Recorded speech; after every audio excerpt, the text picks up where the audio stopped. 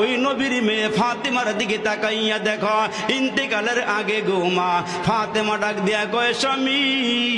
মক্কা মদিনার কোন মানুষ আমারে দেখে নাই আমি লম্বা ছিলাম না বেটে ছিলাম আমি খাটো ছিলাম না মোটা ছিলাম না চিকন ছিলাম কেউ আমারে দেখে নাই জীবদ্দশায় যেহেতু আমারে কেউ দেখে নাই মরার পরেও যেন কেউ না দেখে আমারে আমার লাশটা যেন দেইকা মন্তব্য করতে না পারে হে স্বামী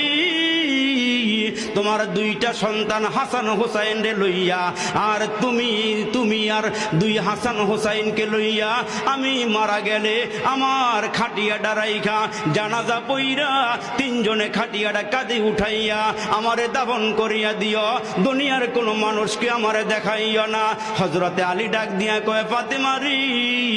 খাটিয়া বহন করতে 4 জন লোক লাগে কয় 4 জন লাগবে না এ আমার স্বামী